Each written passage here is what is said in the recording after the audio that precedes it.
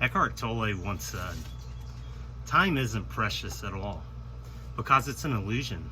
What you perceive as precious is not time, but the one point that is out of time, the now. That is precious indeed. The more you're focused on time, your past or future, the more you miss the now. The most precious thing there ever is." And that's what Eckhart Tolle quote, and that's what I want to talk about today. In these uncertain times, with all the change and all the things we're experiencing, it's very difficult regardless to live fully present. I didn't even understand what it meant, and it's been cliched. You hear terms like live in the now, live for the moment. Yeah, a bunch of annoying kind of catchwords, but there's really no words for it. And it took me years, and I reference him often. It was Wayne Dyer, one of his audiobooks that I was listening to, that really helped me grasp it. Like, what is now? Like, there is no yesterday. There is no tomorrow. Like, anything that's happened in your life happened in a now moment. Anything that's going to happen in your life is going to happen in a now moment. Nothing happens tomorrow. Nothing happens yesterday. It only happens right now.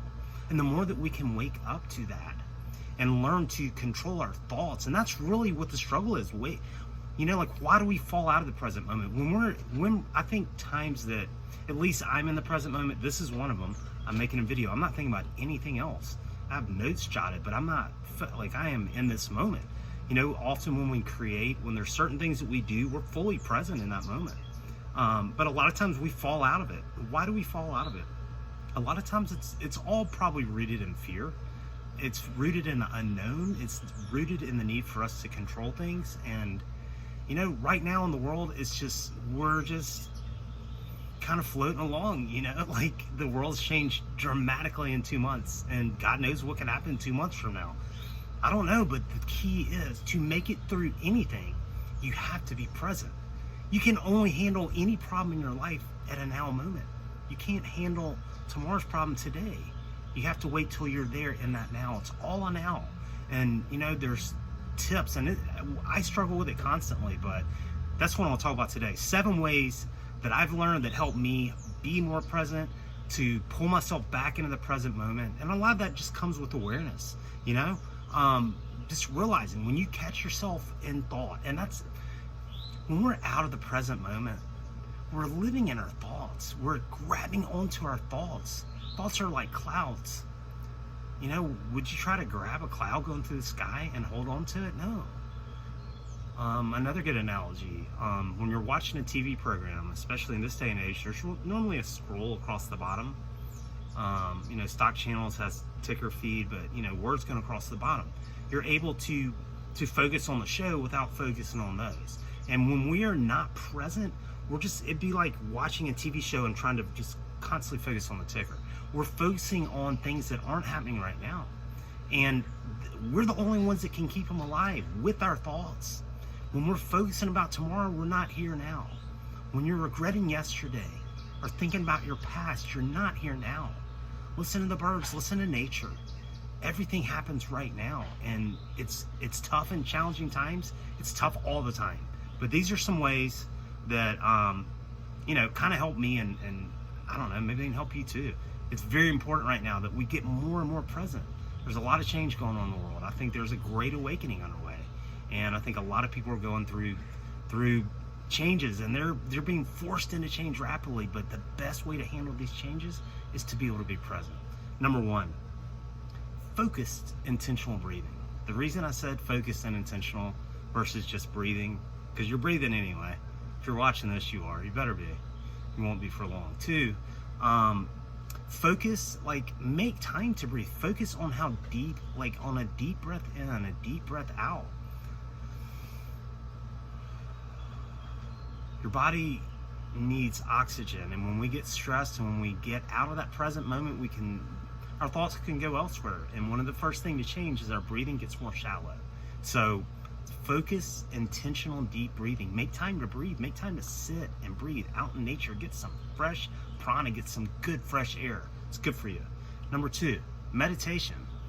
I don't think I've talked a lot about meditation. It took me a while because I thought it was something that I was doing something I needed to accomplish. There's some kind of outcome, something magic would happen. And what I've learned, it's like you can make meditation into anything that you do in life, but really just sitting still, preferably outside if you can, somewhere in nature, close your eyes and just breathe.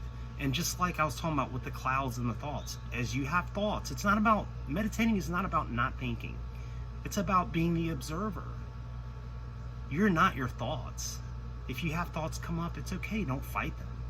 Just let them come. Let them come and go. That's what's going to happen. And it trains you to do that in regular life. But when you're meditating, you know, you're going to be super present. Another, observe nature. Get outside. Go on a walk. Watch nature. Honestly, I've got a creek by my house, and you know, like when I have leftover scraps, like bread and stale things, like I'm putting them out there, and there's like a family of crows that come and they'll alert their friends. But just getting out and watching them every day, and I'm not wasting things, and it's helping them. So I don't know, get out in nature and observe it. See how effortless things are. That makes you super present. The more that you're in nature, you know, not distracted by TV. I mean, and get out in nature without your phone. Just set your phone inside. Lay it down for a while. It's not going to kill you. Another, number 4, create something. Whatever it is. That's a big thing. I'm doing it now. I made a podcast earlier. I'm realizing more and more every day how important it is just to create something.